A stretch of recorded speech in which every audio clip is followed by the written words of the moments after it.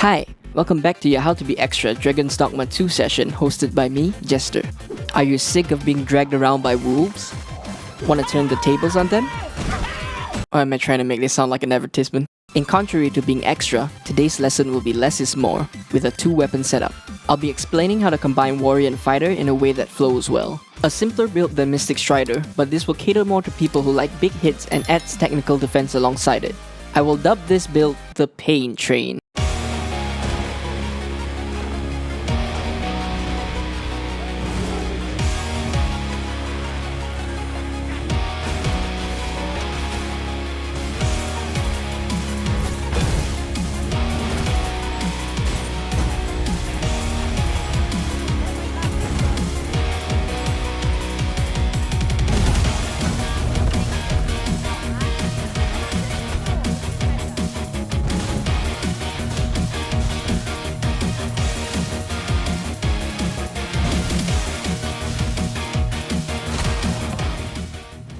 Warrior and Fighter have 2 options each plus an additional shield for Fighter. Warrior can use great swords or hammers, Fighter can use swords or maces. I'm using hammer and mace just to change up things from my usual slashing weapons. You can use whichever you like. I will say though, the blood weapons can hit hard-skinned enemies without bouncing. Oh, and I can't pass up an iconic electric hammer. Alright, let's start with the basics of Warrior. Warrior's vocation skill Barge is a simple pommel strike that does little to no damage but has high stagger and knockback, and can't be used in the air. It can, however, be used to cancel a lot of Warrior's long recovery frame moves, so I suggest getting used to using Barge to end any Warrior attack. Another important thing to have is upgrading all your weapons and armor in Dwarven Smithing. This helps with staggering enemies when you hit them, and helps to prevent you from getting knocked off balance when you get hit, and since you attack so slowly, it will happen often. This is where Fighter comes in to patch up the defense. First of all, your vocation skill is using a shield to block and parry. Holding down the button will have your character hold the shield in front of them. This will block attacks in the direction you are facing. You can walk around and jump while doing so. You can also change the direction that you are blocking by pressing the change shield direction button while holding the direction you want to block in. I wouldn't recommend simply blocking as your go-to means for damage prevention. Instead, you should learn how to parry. Assuming you've unlocked all the core skills at this point, you'll be able to completely negate the attack by blocking right before an enemy's hitbox would hit you by deflecting the attack. There are 2 kinds of parry. The first one is if you didn't parry perfectly. This will consume stamina and it won't give you the cool slow-mo zoom in. The second one is what you really want to be doing, which is performing perfect parries. This will not consume stamina and will give you the slow-mo zoom in. Both parries will give you a window to act out of them immediately though.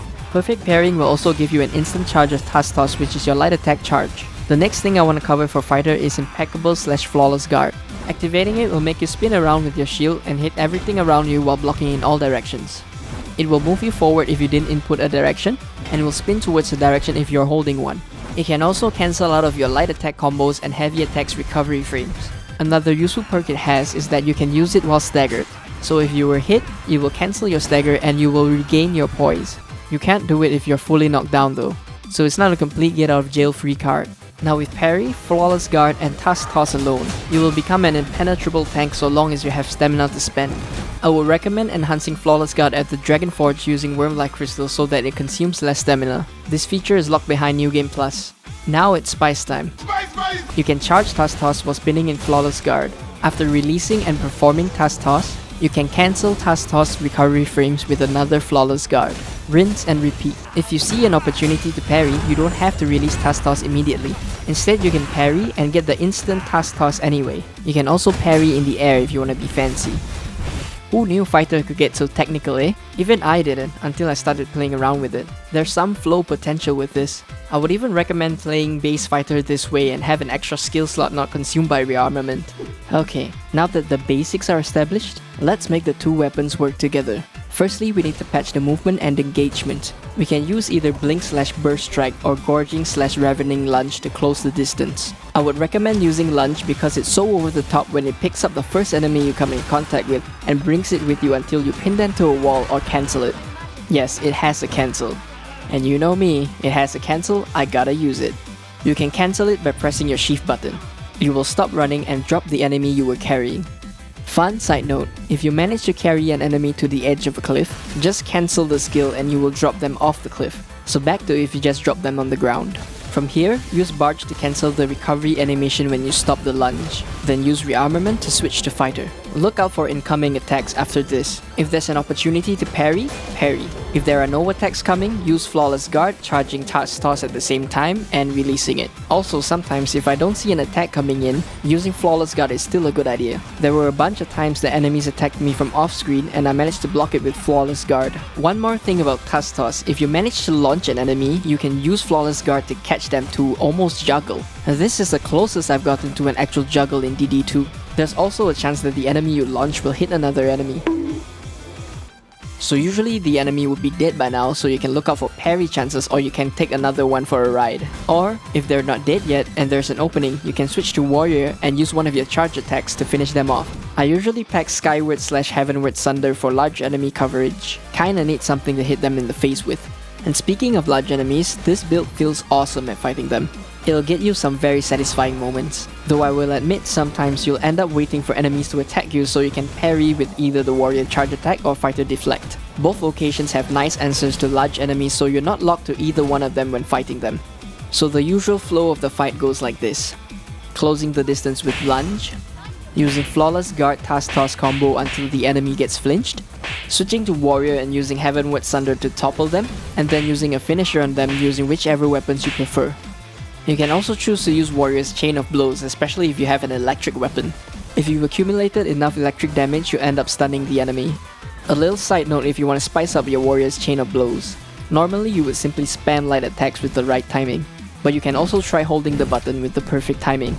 Adds a nice finisher to the onslaught. I don't think it makes the charge quicker, but it lets you start charging earlier compared to if you miss the timing. So here's an example of how toppling a large enemy usually goes.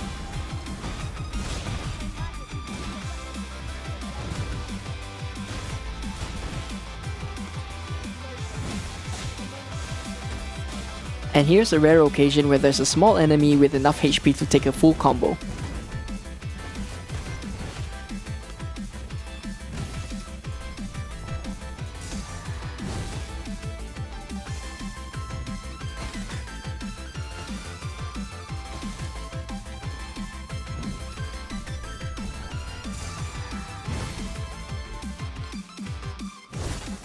Kinda makes me wanna do combos with the Ring of Derision, the ring that makes you do 1 damage.